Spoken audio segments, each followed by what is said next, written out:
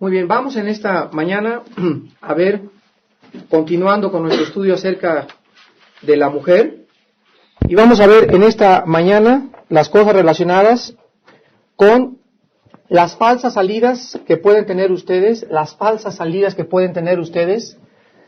para poder encontrar el gozo y la paz que puede provenir solamente de Dios. La clase pasada vimos las causas que pueden originar depresiones muy profundas en sus vidas, en su carácter, en su desarrollo como mujeres de Dios. Quiero que abran sus Biblias en el capítulo 12 de San Lucas. Lucas capítulo 12.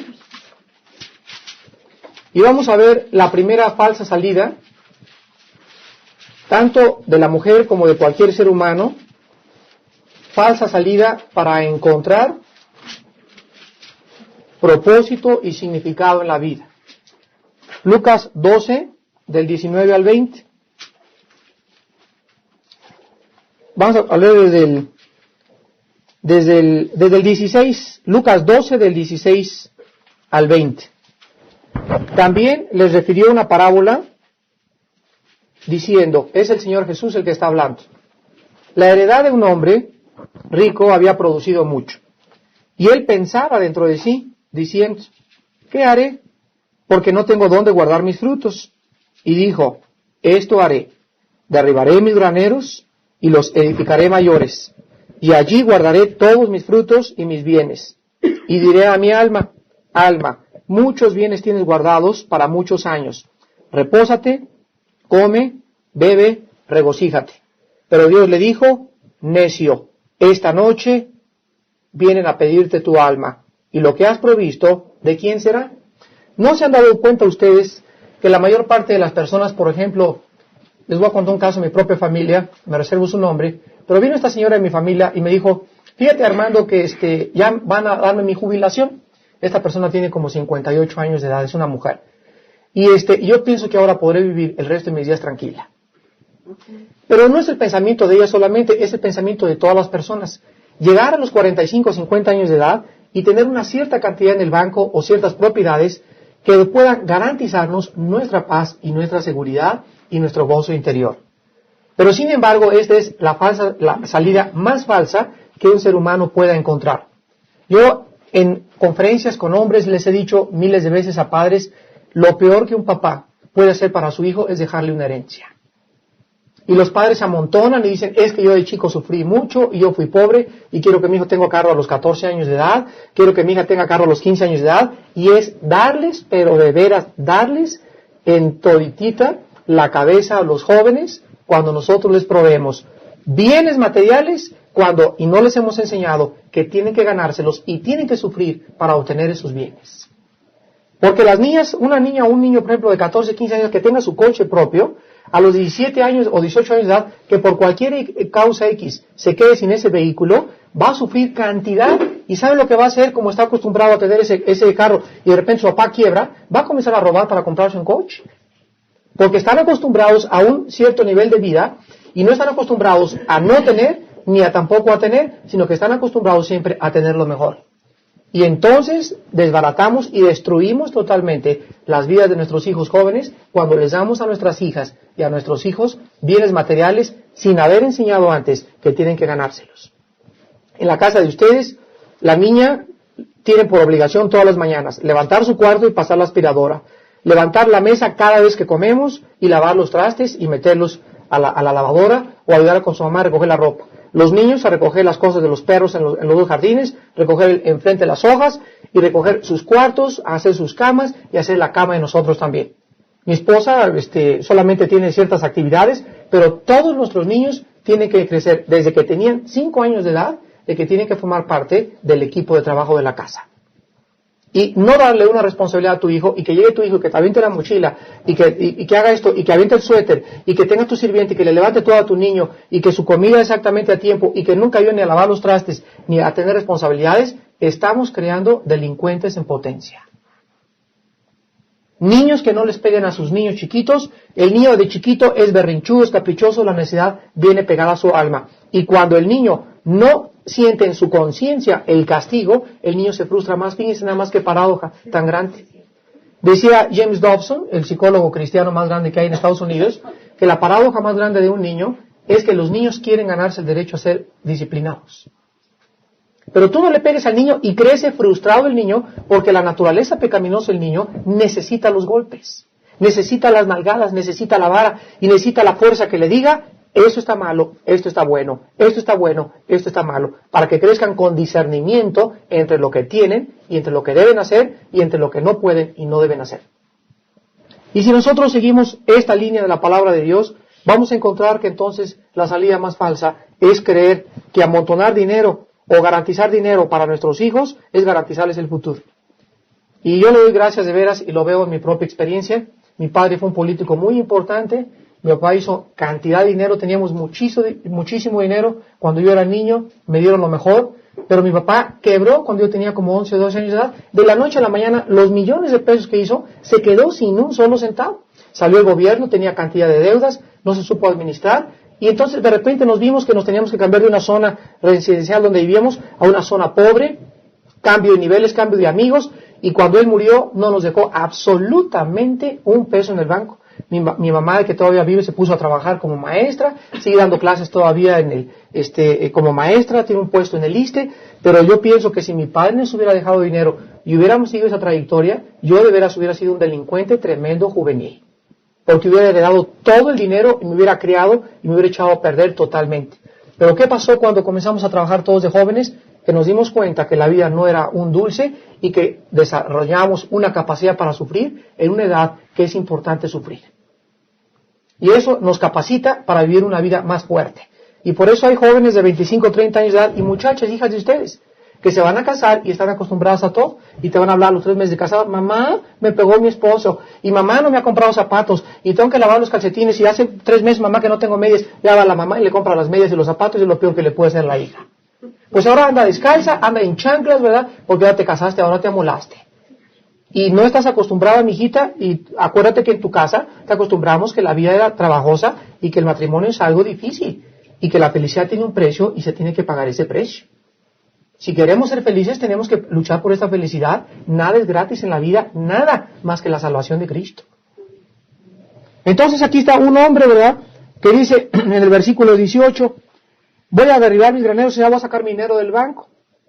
Los voy a meter en CETES y los voy a meter en algo que me dé más, y allí guardaré todos mis frutos y voy a asegurar mi futuro. Y le diré a mi alma, alma, tienes, ¿verdad?, como 2 o 3 millones en el banco, tienes tus propiedades para muchos años. Repósate, vete a Cocoyó cada fin de semana, bebe, regocíjate y estate tranquilo. No tengo nada por qué preocuparme. Pero hay algo que este hombre o esta persona que piensa de esta manera había olvidado. Que no solo de pan vivirá el hombre. Que hay necesidades más profundas y que son espirituales. Y que así como él podía tener almacenado todo eso, de la noche a la mañana el gobierno socialista que pudiera entrar a México podía confiscarle todo, congelar su cuenta y de la noche a la mañana quedarte en bancarrota. De la noche a la mañana. Porque la Biblia dice que Dios deshace como polilla lo más apreciado por el hombre. Así lo tienes y así te lo quita. Dios dio, Dios quitó. Job tenía camellos, tenía hijos, tenía todo. Y así como lo tenía, de la noche a la mañana le desapareció todo. Entonces la Biblia le llama necio. La palabra necio, tanto en el hebreo como en el griego, tiene este significado. La persona necia es la persona que quiere vivir la vida sin tomar en cuenta o considerar a Dios en sus caminos. Ese es un necio. La persona que quiera vivir la vida sin tomar en cuenta a Dios en sus caminos. Dice en Santiago 4, vamos ahora vosotros los que decís, mañana iremos y traficaremos y ganaremos y nos iremos aquí y allá, cuando no sabéis qué es de vuestra vida, porque vuestra vida es como las tinieblas, es como la sombra que aparece y desaparece de repente. Entonces, ¿por qué no dices mejor, si el Señor quiere, iremos allá, si el Señor quiere vivir esto, si el Señor me da salud, haré esto o aquello? Siempre considerando y teniendo cuenta a Dios. Quiero que vean el libro de los Jueces en el Antiguo Testamento y quiero mostrarles a ustedes, no hay un libro mayor en toda la Biblia, el libro de los Jueces en el Antiguo Testamento. El libro de los Jueces relata la vida de 13 jueces que Dios levantó después de que el pueblo judío había entrado a Canaán, y se relatan 7 apostasías, 7 esclavitudes y 7 libertades en este libro. Pero en este libro de los jueces, no hay en ninguna otra parte de la Biblia más claramente lo que significa la apostasía. La apostasía, ustedes saben, o los apóstatas, son aquellos que conocieron el camino, que fueron iluminados, que fueron partícipes del Espíritu Santo al estar en reuniones y estar participando, que el Espíritu Santo le estaba enseñando a su corazón y mostrando la realidad de sus vidas, pero que sin embargo estas personas pisotearon la sangre de Cristo después de todo lo que oyeron, al haber decidido vivir conforme a sus propios caminos. Entonces, el apóstata, un cristiano no puede apostatar jamás. El apóstata, repito, es la persona que oyó y fue a estudios y todo y nunca se convirtió.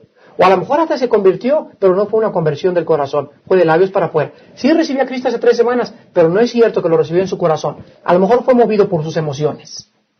Ven ustedes aquí en el libro de los jueces, en el versículo 1, capítulo 1, ¿sí? De los jueces. Fíjense cómo comienza el libro. Aconteció después de la muerte de Josué, que los hijos de Israel, ¿qué cosa?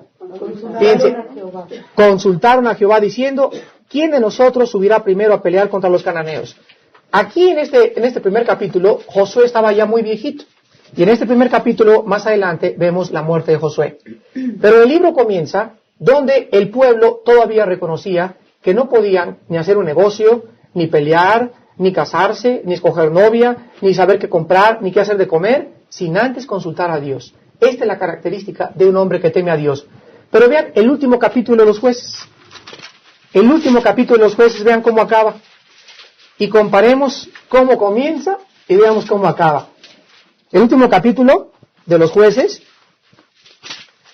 y dice en el versículo 25, jueces 21-25. En estos días no había rey en Israel y cada uno hacía lo que bien le parecía.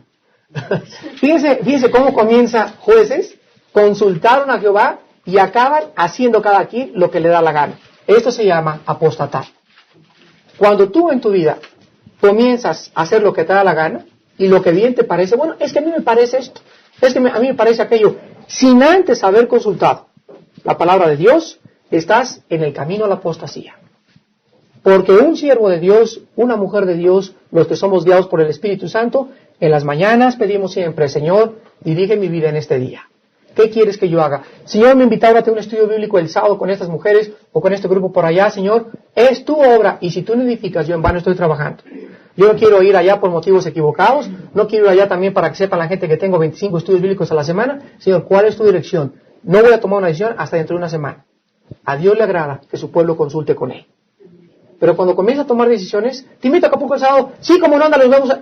¿Ya le preguntaste al Señor? ¿Ya oraste? ¿Ya tienes paz de que es la voluntad de Dios? Por eso les he dicho yo muchas veces, cuando ustedes tengan decisiones, por ejemplo, ¿en qué escuela van a ir nuestros hijos? Es una decisión muy importante. No metas a tus hijos a tu escuela, en cualquier escuela, sin antes haber consultado y pedido la dirección de Dios. Señor, haz de cuenta que, les voy a poner un caso. Llegamos nosotros a Estados Unidos ahora en agosto, nos cambiamos de las arboledas, vivimos allá ahora por Tecamachalco, y tenemos un problema. Mis hijos estaban aquí en Colegio Cali, entonces teníamos que ponerlos en otra escuela por allá, y pues allá puras escuelas de señoritos, puras escuelas, ¿verdad?, de niños popis, y yo no quiero que mis hijos vayan nunca a una escuela de niños riquillos, porque los echan a perder, y ahí mismo son donde tienen la droga, donde tienen las revistas pornográficas, donde son niños que no les enseñan a trabajar en sus casas. Prefiero que mis hijos vayan a una escuela de gobierno que una escuela de niños ricos, toda la vida. Pues cuando nos cambiamos, llegamos y teníamos 15 días para meter a nuestros hijos a la escuela, porque no sabíamos si nos íbamos a cambiar. Entonces llegamos y me habla el dueño de la casa, Armando, necesito que te vengas a esta casa, quiero que la cuiden, quiero que sean cristianos, una bendición, pero nuestros hijos. Y las colegiaturas por allá son de 8, 10 mil, 15 mil, 25 mil pesos mensuales. Entonces, señor, teníamos 15 días para decidir, si no lo metíamos en esta escuela, se quedaban sin escuela. Mi esposo y yo oramos 3 días. Y le dijimos, Señor, tú sabes lo importante que es para que nuestros hijos te conozcan y sepan que deben de tener una educación. Entonces, a los 3 días de orar, nos volteamos a ver mi esposa, y sin antes haber consultado, uno con el otro, le dije, yo creo que regresamos al Cali, y mi esposa me dijo, yo creo que también es la mejor decisión. Los escribimos, había todavía inscripciones el 25 de agosto, y con eso Dios nos sellaba y nos decía que ahí era donde mis hijos querían que siguieran estudiando. Pero teníamos que consultar la voz de Dios. Y la apostasía está cuando el hombre de Dios y la mujer de Dios comienza a vivir sin consultar ni tomar en cuenta a Dios en sus caminos. Vean ahora Juan 12, Juan capítulo 12, y veamos la otra falsa salida. La otra falsa salida, Juan 12, 43. Del 42 al 43. Juan 12, del 42 al 43. Con todo eso, aún de los gobernantes, muchos creyeron en él, pero a causa de los fariseos, ya saben que los fariseos son los religiosos, no lo confesaban, para no ser expulsados de su iglesia católica, o de su iglesia a la que iban, porque amaban más la gloria de los hombres que la gloria de Dios. Y la segunda y última falsa salida, en una mujer y en un hombre de Dios, para querer escaparse y querer encontrar fuera de Dios la paz y el gozo, es amar más el qué dirán, tu familia, tus problemas con tus cuñadas, tus problemas con tu suegra, tus problemas con tu suegro, en lugar de hacer la voluntad de Dios. Cantidad de fariseos creyeron en Cristo, pero tenían miedo de que si comenzaban a seguir a Cristo, en su sinagoga les iban a decir, tú eres cristiano, tú eres esto, tú ya cambiaste de religión, y por amar más la gloria y el qué dirán, nunca le confesaron, y estas personas se condenaron. Porque Cristo dijo, el que no cargue su cruz y me siga, fíjense, me siga, hay que seguirlo por donde quiera que él va, no es digno de ser mi discípulo. Y seguir a Cristo implica morir con el mundo de atrás. Cuando Hernán Cortés llegó a México, cuentan los historiadores que al llegar al puerto de Veracruz, quemó los barcos. Quemó los barcos de Hernán Cortés y todos volteamos soldados. ¿Y ahora en qué nos regresamos a España? Pues precisamente lo tuvo que él hacer para que no existiera de que si salen los indios, dijo Hernán Cortés, ya estamos aquí y aquí nos quedamos y a ver cómo nos vamos, pero conquistamos este lugar. Y lo mejor que podía hacer era quemar sus barcos. Eso demuestra el valor y la decisión que él tenía para llegar a conquistar México. ¿Ya has quemado tú con todo tu pasado? ¿Ya has quemado con tus antiguas tradiciones? ¿Ya has quemado con tus ídolos? ¿Ya has quemado con el qué dirán? ¿O sigues todavía el curso del qué dirán y esto y el otro por todas las cosas que la gente te está diciendo? Si tú no estás dispuesto a sufrir por Cristo, no eres digna de ser su discípulo. Y siempre encontrarás en esto motivos de depresión muy profunda. Muy bien, vamos a la segunda parte de nuestro estudio en esta mañana. Y ahora sus Biblias en Proverbios capítulo 6. Y vamos a analizar el carácter de la mujer, su influencia en el esposo, su arreglo exterior, su arreglo interior y ejemplos de mujeres del pasado acerca de la vida con Dios. Definimos hace 3 clases el carácter de la mujer y vimos que el carácter de la mujer es el conjunto de cualidades tanto físicas, emocionales y espirituales que forman la personalidad. Esto es lo que realmente decimos forma un carácter. Ustedes saben, como les dije anteriormente, que lo que forma el carácter de un joven es el sufrimiento. Lo que forma el carácter de una muchacha es que vio que su mamá se fajó, que su mamá era, siempre que se peleaba con el esposo, llegaba, la mamá le decía, mijita, no te preocupes, tu papá es así, hay que orar por él. No llegaba, ya ves, tu papá es esto y el otro me tiene como una mártir, dejándose con la hija. Eso hace que la muchacha crezca y repita la misma escuela con el esposo que él tenga. Pero cuando una muchacha ha recibido carácter desde joven y ha visto el carácter ejemplificado en su madre, esa muchacha está preparada para vencer al mundo. Y cuando los jóvenes saben bien que el papá es luchador y que el papá tiene a Cristo y que el papá les enseña a orar y que encontraban siempre a su papá llorando por sus almas y de rodillas, el muchacho tiene un carácter cristiano. ¿Y saben ustedes qué es lo que pasa con nuestros hijos que están casando y que están divorciando a los 2 o 3 años de casados? Que no tienen carácter.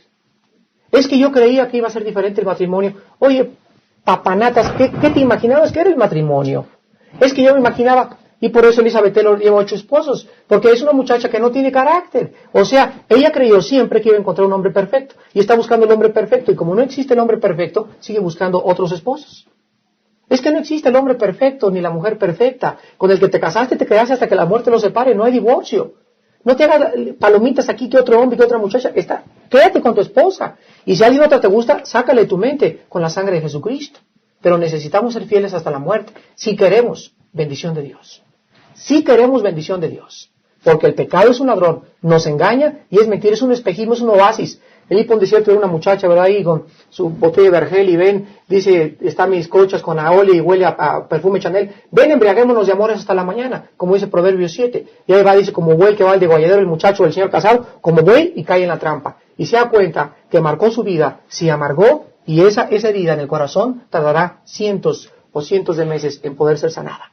Es un engaño el pecado. Entonces, no miremos a los espejismos, no nos hagamos ilusiones, bajémonos, como decimos vulgarmente, bajémonos de nuestra nube. Ya madura, ya ten carácter, muchachita y señora, y comprende que la vida se necesita vivir con la ayuda de Jesucristo.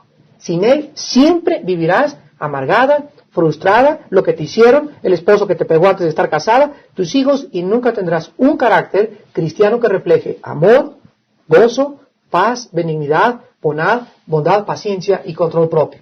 Y de eso vamos a hablar, del carácter, en estos minutos. En Proverbios capítulo 6, vamos a ver antes las cualidades negativas del carácter, o sea, lo que a Dios no le agrada ver en ustedes. Lo que a Dios no le agrada ver en ustedes. Proverbios 6, del 16 al 19. Yo creo que yo sí le puedo abrir un poquito la puerta. Un poquito, ¿verdad? Está bien así. Proverbios 6, del 16 al 19. 6 cosas aborrece Jehová, y aún 7 abomina su alma: los ojos altivos, la lengua mentirosa, las manos derramadoras de sangre inocente, el corazón que maquina pensamientos inicuos, los pies presurosos para correr al mal, el testigo falso que habla mentiras, y el que siembra discordia entre hermanos. Lo primero que Dios aborrece en una mujer, y claro que también se puede aplicar con un hombre, es el orgullo o la altivez de rostro. Tu orgullo puede ser social. ¿Por qué ves de arriba hacia abajo a la que no vive en una colonia como la tuya? ¿Por qué ves de arriba hacia abajo si entra una sirvienta a tomar los estudios con nosotros? Yo siempre les he dicho, y en todas las casas donde voy a dar estudios, y les pido a las hermanas, digan a sus sirvientas que vengan al estudio, porque también es para ellas. ¿Por qué no les hablas, verdad, a los mozos que trabajan en tu casa o el chofer a que venga a tomar el estudio? El orgullo es hacer acepción de personas, socialmente. Es entrar a una iglesia, a una congregación, y sentarte con las fufurufas, y verdad, y no con las inditas. Es traer en tu coche siempre una señora que tiene mucha influencia, que todo el mundo la conoce, porque es hija de el señor de los Monteros, que es gerente de la fábrica Uri Yuskadi, pero no te gusta andar con sirviente en el coche porque tú quieres que la gente te vea con personas de tu nivel social. Eso es pecado. Y Dios, dice la Biblia, no lo odia, lo abomina. Lo abomina porque vean Santiago. Ahorita regresamos a Proverbios otra vez. Yo he oído muchas conversaciones de personas que dicen, oye, tú no eres mexicano, ¿verdad? ¿Y están tan orgullosas de no ser mexicanas? Sí, soy de descendencia francesa.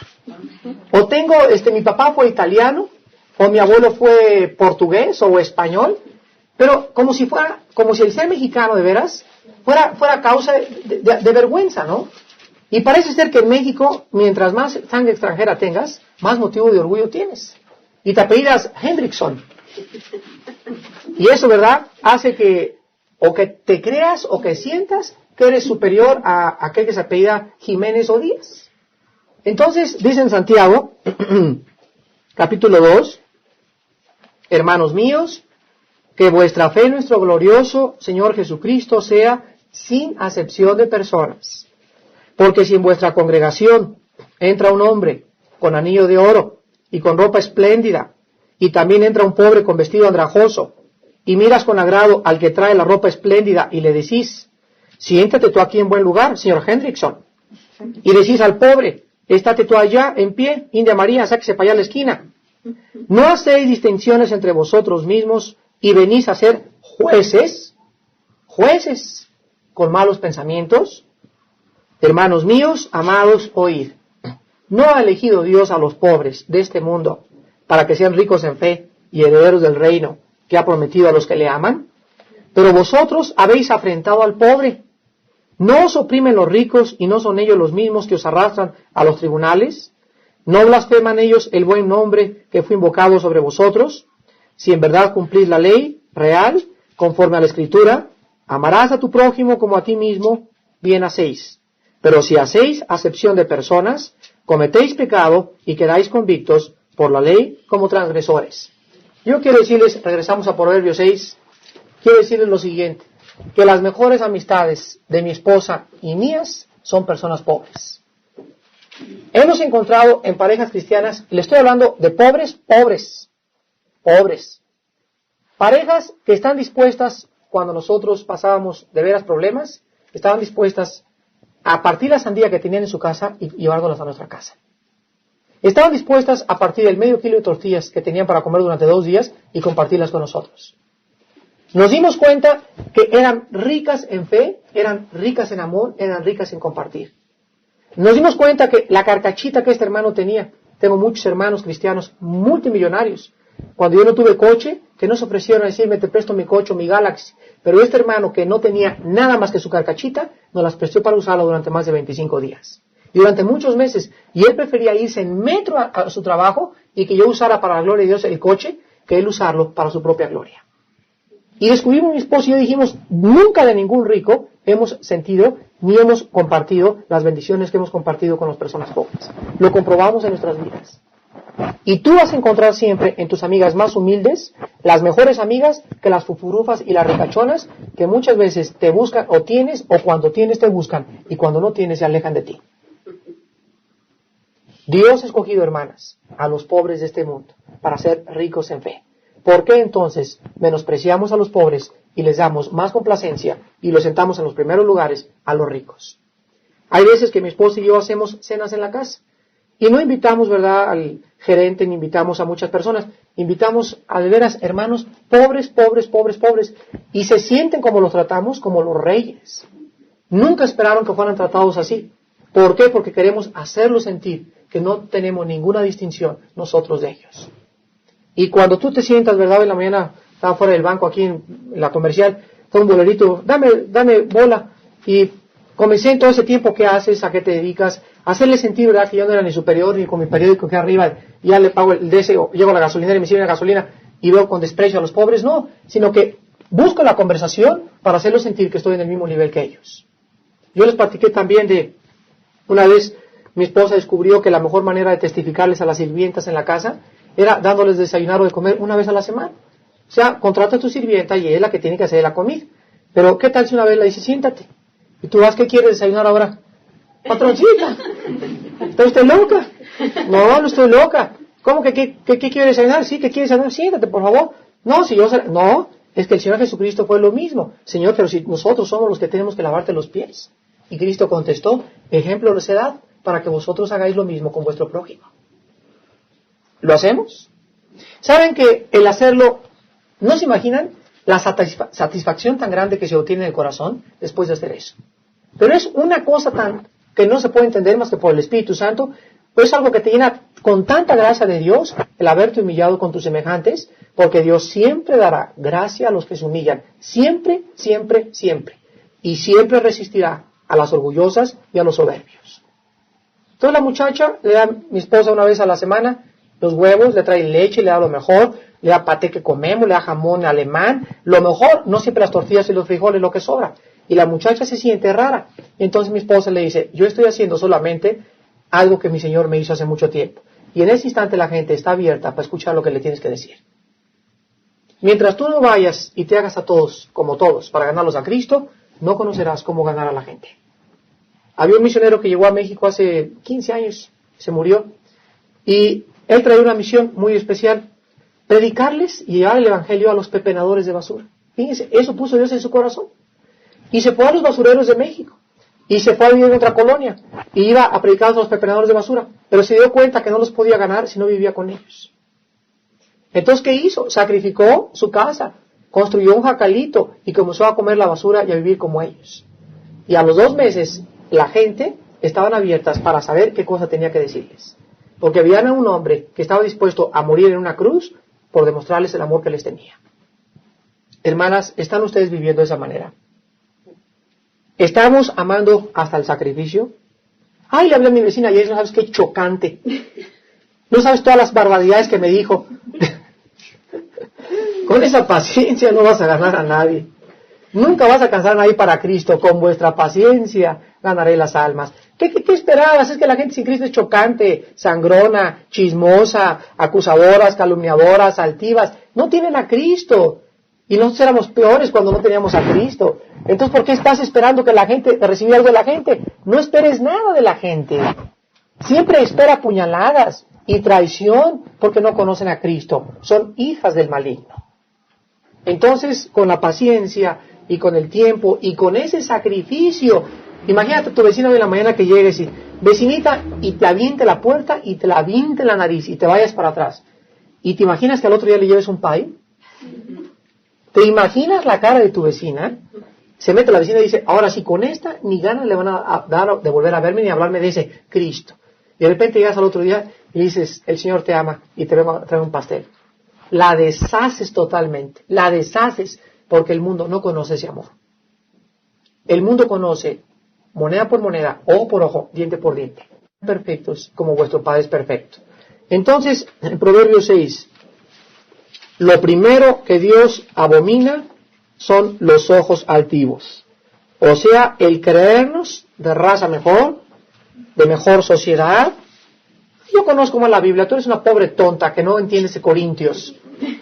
Orgullo espiritual, orgullo espiritual. O sea, el orgullo se puede manifestar socialmente, se puede manifestar religiosamente, espiritualmente. Ay, pues mi iglesia es mejor que la tuya. Y el pastor que nosotros tenemos es mejor que el tuyo. ¿Es orgullo espiritual? O sentirte orgullosa de que tu iglesia es la única que puede realmente tener la verdad. Te equivocas. En cualquier parte del mundo, todos los que invocan el nombre de Cristo son nuestros hermanos. Entonces, ¿de dónde sale ese orgullo espiritual? Es lo primero que Dios abomina. ¿Y saben ustedes por qué Dios odia tanto el orgullo? Simplemente porque todo lo que hemos recibido de Dios es de gracia. Si yo nací con ojo azul, o el bolerito nació chino, con pelos parados y con los ojos cafés y con piel, ¿verdad?, que parece papel carbón de copia. Quiero preguntarles al que tiene ojo azul y al que tiene ojo verde en esta tarde, ¿tú escogiste nacer así? ¿Hay algo en que te puedas jactar y decir, bueno, es que yo tengo mejor raza y mejor color y mejor condición que esa persona?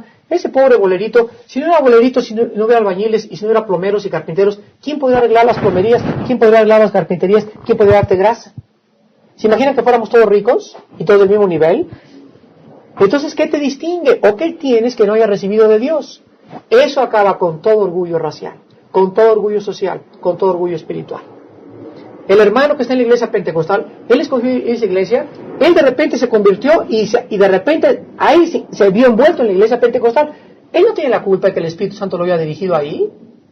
Pero tú perteneces a la iglesia bautista, ¿verdad? Ya del castillo de Chapultepec y está mucho mejor que esa iglesia. Oye, tú tampoco escogiste ahí, es el Espíritu el que coloca a cada persona en particular donde Él quiere.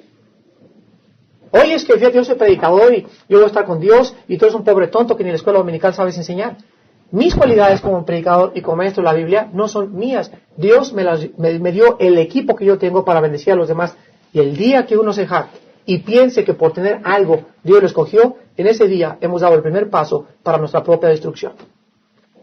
Dios abomina, hermanas, los ojos altivos.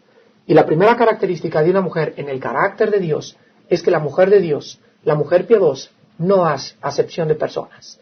Recibe al pobre como al rico, como al menospreciado, como al chino, como al judío, como al guatemalteco, como al indio, en la misma forma que Cristo lo hubiera hecho. La segunda cosa es la lengua mentirosa. Vean Juan 8:44. La lengua mentirosa.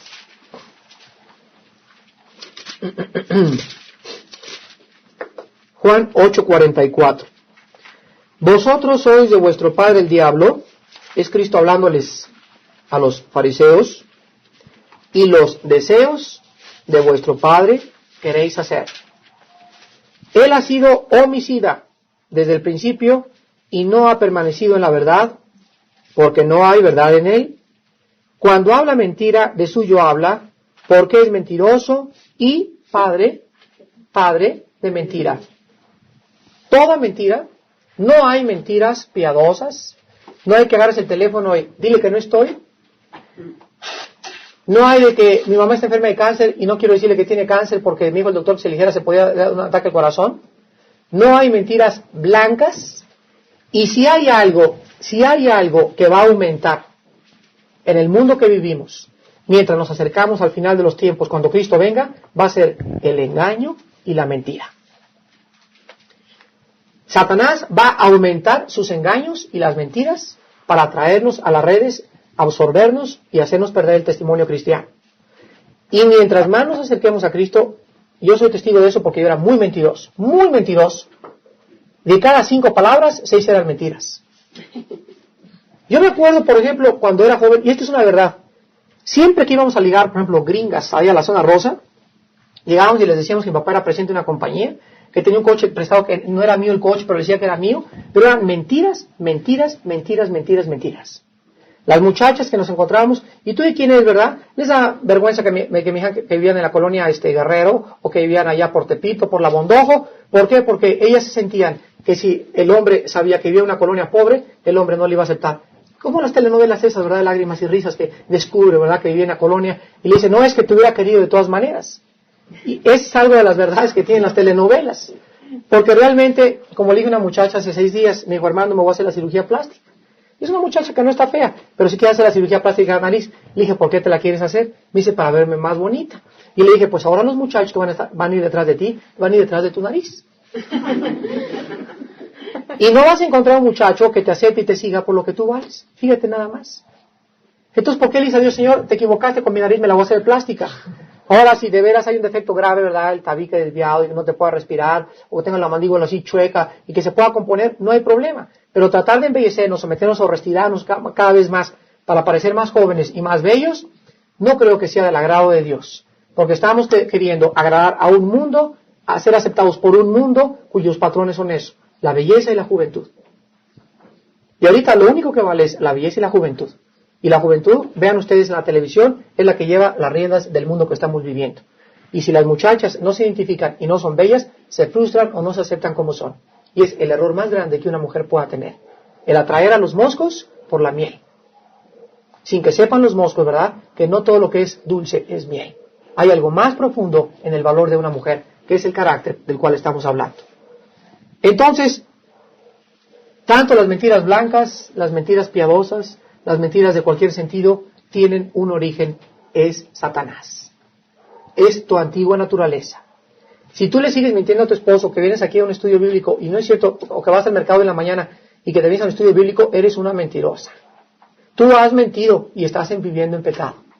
Y tienes que decirle a tu esposo, perdóname, pero te desobedecí, y no fui al mercado. Fui a casa de Alma Soria, en la colonia Valle Dorado, a recibir un estudio bíblico de tal y tal persona. Pero mientras ustedes vivan una mentira y quieran seguir avanzando en la vida a través de las mentiras, nunca van a conocer lo que vamos a estudiar en la clase que entra, el fruto del Espíritu. No sabrán lo que es amor, porque el fruto del Espíritu es producido en un carácter que está limpio. ¿Cómo puede haber amor en tu vida, gozo y paz y control propio cuando eres una mentirosa? Eres una mentirosa. Y vives mentiras, y a tus amigas les echas mentiras, y a tus hijos les echas mentiras, y todavía les dices a tus hijos que vive Santa Claus, y que los Reyes Magos, y que esto y el otro, y a tu esposo lo sigues echando mentiras para escaparte de los estudios. No puedes tú manifestar el gozo y la paz. Dios abomina la palabra mentirosa. En tercer lugar, dice la Biblia, y en último lugar en esta mañana, Dios no solamente abomina el orgullo, los ojos altivos y las mentiras en las mujeres, sino también las manos derramadoras de sangre inocente. ¿Qué significa derramar sangre? ¿Significa acaso que tú eres una persona como las que vimos ayer en el reclusorio norte? Metieron ayer al reclusorio norte a 17 niñas de 12 a 15 años de edad, presas por 8 años. La mitad de ellas eran prostitutas, otras se metieron a Sears Roebuck y a Suburbia a robarse cosas, ropa interior de niñas y de mujeres, y otras las acusaron por fraude en una compañía donde estaban trabajando. Entre 12 y 15 años, 17 niñas las metieron a la cárcel ayer. Yo no vi cómo las bajaron, ¿verdad? Imagínense lo que no les harán esas niñas en la cárcel. Y yo entré con estos hermanos y me pregunté otra vez, ¿dónde están mis hermanas cristianas? Estas niñas, ¿por qué no hay una hermana que venga una vez a la semana a hablar con ellas y a protegerlas con la sangre de Cristo antes de que les pongan las manos esos barbajanes? Pero no las hay, no las hay.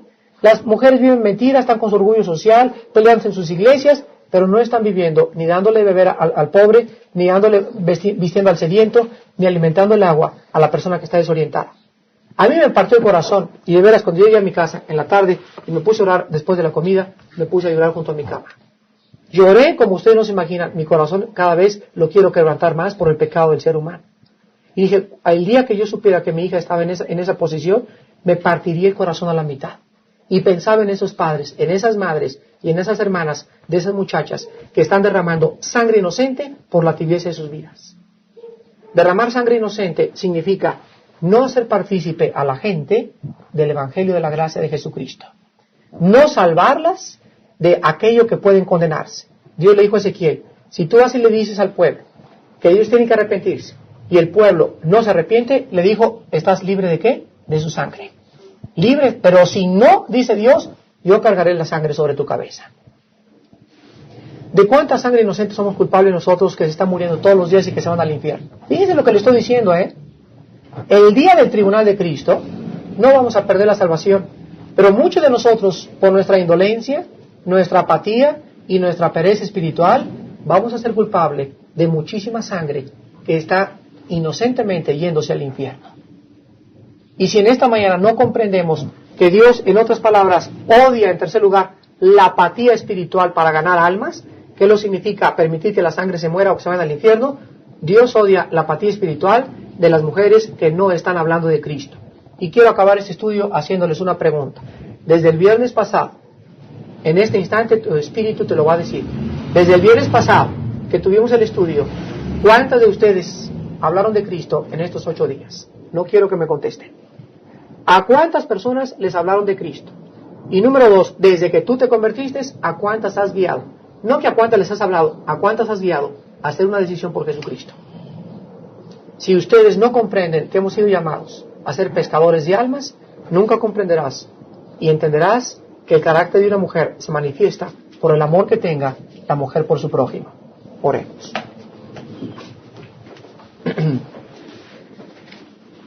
Señor, permítenos hacer barbecho en nuestros corazones.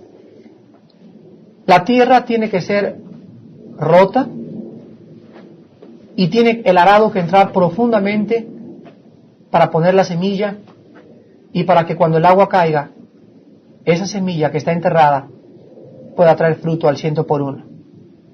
Mientras no rasguemos nuestros corazones, mientras no nos quebrantemos, mientras no sintamos y tengamos el sentir de Jesucristo, y mientras no vivamos la vida que tú nos has mandado vivir, nunca podremos experimentar lo que es hacer tu voluntad y por consiguiente el amor y la paz y el gozo que tú les das a las mujeres que sienten y sufren y viven para llevar el Evangelio a todas las criaturas. Padre, mis hermanas tendrán que comenzar en sus propios hogares.